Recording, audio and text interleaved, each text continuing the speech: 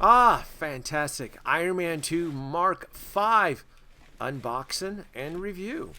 Hello, folks. Denobi2 here. Thank you for joining me once again on another visual tour. On this episode, we are going to be unboxing the Diecast Hot Toys Mark V from Iron Man 2.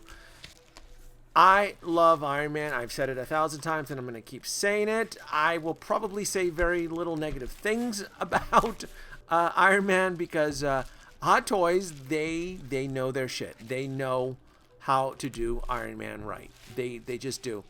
And with their continued path of revisiting the original 7 suits and making them into diecast versions, what I would say, shut up and take my money. It's that simple. They do a phenomenal job, and I don't really argue with them when it comes to Iron Man.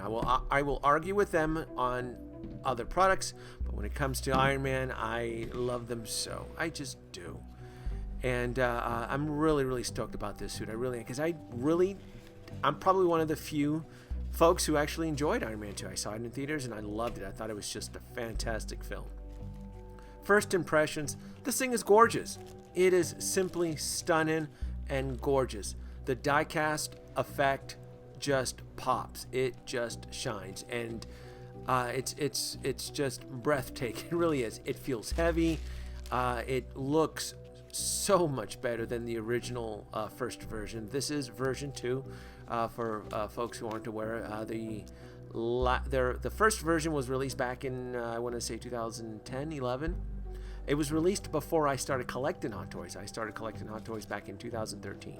I ended up picking up the first version on the secondary market on eBay, and I did pay a lot for it. I paid for it dearly. Probably around the same amount I'm buying this guy, which is kind of ironic. I should probably be removing the joints. I can move the foam padding, but I'm like a kid on Christmas here. This is really cool. The articulation, my first impressions on it, it's good. It's really good. I like how it's blended in with the joints, so it doesn't look too abstract with the exposed joints that you would sometimes get with other Iron Man suits. This thing is beautiful. It just is. I'm really stoked I have this. I didn't think the first version needed to be upgraded, needed to be replaced, but no, it's just great. You get 2 pairs of hands. You get the jazz hands here, which I'm gonna end up swapping out because I do like articulated jazz hands. I love them. To me, it creates more of an illusion, creates more of a robotic illusion. So I do love the jazz hands. So I'm gonna set those aside because I'm going to be replacing this. And these are the repulsor hands or flight hands. The Mark V isn't shown flying, but he is shown shooting blasters or repulsor beams. This is a stunning head. This is the Iron Man 2 Mark head, which was released in an earlier version, and I have plans for this head. I really do. I have a Thyssen body that I'm going to complete with this head. This is the complete Tony. This is probably going to be my only official Thyssen Tony Stark body. It's 100% Thyssen. The suit came from eBay, and has the exposed steel peg. You can see I'm repurposing this body. This body was originally used for Data for Star Trek Next Generation. I didn't like it, so I'm repurposing the body, and I need to figure out how to get this head on there, and I'm thinking we are going to drill. I'm going to need a big-ass drill bit here. Let's break out the tools, because I love this version of Tony Stark, the Monaco racing suit version. I don't know why Hot Toys never released this version, because I would have been all over it. I think it's great. But I bought this suit on eBay. I'm going to have to drill a little bit harder on here. And it should work. And voila. There it is. My Tony Stark Monaco body. So Thyssen body, aftermarket suit, official Hot Toys head. It works. Works for me. I love it. I had this planned out. Looks really good. I mean, for a third-party vendor suit, it looks really good. I mean, it looks like Tony Stark at Monaco. So what else we got? Let's get rid of this. Oh, there's the peg. Don't need this anymore. Pop this here. May use that later. What else we got? Let's replace the hands here. Put the hands there. Oh, the accessories. The Mark V Hot Toy Diecast comes with a few accessories on here. I'm going to keep them clean because I'm going to be his new home will be in the Hall of Armor. So, but I will go through the accessories here, see what we have. The Mark V suitcase suit. I'm gonna have my Tony. Yeah, I'm gonna have him hold it. It's gonna look badass if he's holding it. Why not? Tony, can you hold on to this? There you go, Tony. There you go. And if you folks are wondering on this suitcase, this is just a remolded, repainted version of the first Hot Toys suit, except they actually improved the paint scheme so much better. You can kind of see the one on the right is the first version and the one on the left is the second. But I mean, it's amazing what paint will do. Said it 1,000 times, the right proper paint scheme will make anything pop. And we have the Streets of Monaco base, which I'm gonna use. Yeah, why not? I'm gonna use. I'm not gonna display my Mark V suit with it, but I will have my Tony Stark version, human version on it, which should work. So I will have this guy on display. There you go, Tony. There's your Monaco street base on there. I'm gonna get the batteries. I'm going to power this bad boy up. I do want some lighting effects on there. And this is the battle damaged arm, the battle damaged shoulder pad, replaceable hand. I'm not gonna mess with those chest pieces, but I will play around with that arc reactor later on though. Let's look at this hand here. This is neat. This is really, really neat. They did a really, really good job on this. The first version did include a battle damage arm, by the way. Little plastic arc reactor flew off. A little crazy glue later on after the video. That's pretty neat. Little whiplash arc reactor, shoulder pad, and I'm gonna replace these hands. Let's get these hands out. Let's go ahead and customize my Mark V. A lot of collectors in the community aren't big fans of this suit. Probably because his suit took a big beating. But keep in mind though, this suit did take on Whiplash. Did a really, really good job on taking on Whiplash, I thought. And quickly glance the instructions on here. This plastic part does pop off. Bring my screwdriver. Replace these batteries. I am lazy with batteries. I know I'm not supposed to keep them in the suits, but I do. I have way too many suits. I really should devote like one day off and just go through the suits and like verify that the batteries aren't leaking. I know I should. I'm just lazy on it. I do want all my suits to be powered though. Majority, in most cases anyway. Arc reactor is powered on. And let's take a look at the head. There you go. It's really nice that they included an extra Tony Stark head.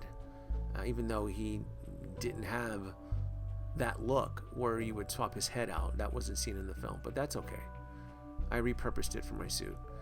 For my racing suit. And that, let's look at this head. Powered on. It works. So far everything's working. The arc reactor works. The head pip light works, and it's nice that the battle damage arm has lights, and I'm assuming so that you can hold the whiplash arc reactor so that the light can shine. I'm assuming that's the effect that they wanted to go with it. It's working. Let's see what we have here, and there's the arc reactor on there. And there's no battery source, so I'm assuming the illusion is that the light would shine through the hand, through the arc reactor, to create the effect. Let's see if that works. Oh, it does actually. That actually does work. Cool. Nice. It's a nice little pose there, but I'm not gonna have that long term. Not even gonna use that arm. And here it is. In all its glory. The little montage here. This is nice. This is a kick-ass suit, folks. This is a really, really nice suit. Posability is there. Articulation is there. It is a lot larger than the first version suit, but they really, really, I think they knocked it out of the park. It's beautiful. I mean, it's a beautiful, beautiful suit. It really, really is. Yeah, I'm sold. I intend on replacing all original 7 suits. So far, I have the Mark III replaced. I have the Mark II on pre-order. I do have the Mark VI, the Mark IV. It's all gonna get replaced. Why not? And let's get a guest star appearance on today's show. I want my bird. Bird. I said bird.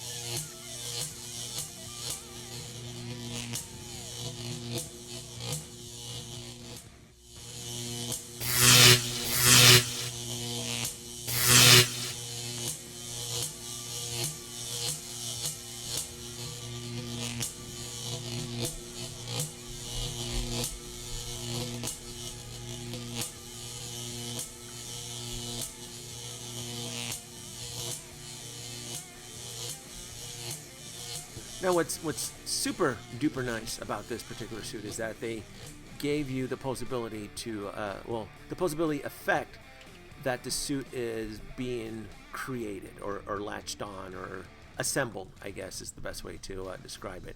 It's a really, really nice effect. It's very easy.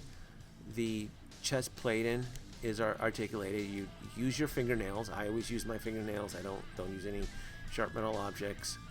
And the chest opens, and then the selling point on this is the legs that do pop open. And it is a little bit tricky, but once you get that going, it is a really kick-ass effect. I mean, that's badass.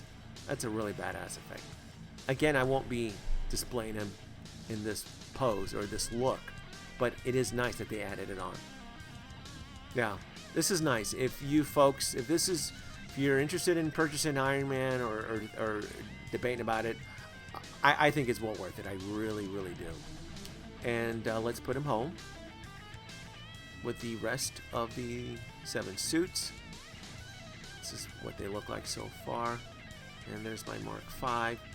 And if I hadn't mentioned it in the video, I still have this guy in pre-order. Sideshow has not fulfilled this order, which is really interesting since this guy was released first, then the Mark V, and I don't have this guy yet. I don't have him. Now, I did pre-order the special edition bonus, but it's interesting that I don't have him yet, and I got the Mark V. All right. Aren't we the poor cousin? Original version Mark I. Make way for version 2. And let's do a little bit side-by-side comparison, and you can clearly see as night and day. The first version does have that plasticky look. Again, at the time, there was nothing wrong with it. I thought this was a stunning suit at the time, but when you compare it to a diecast version, which is towering over it, and again, I don't even mind the height. I think that the height is great. The height does not bother me that it is taller. It is simply stunning. I mean, look at that. You can see the plastic effect from the first version to the second version with the die-cast effect on it. And let's put you home. This will be his new home. Into the Hall of Armor, where he will stand there and look badass. Welcome home, Mark V. Folks, leave your comments below, like, subscribe, and hopefully you're next, you little pain in the butt. I don't know why I don't have my Mark VI yet. I don't know. Sideshow, what the hell. See you, folks.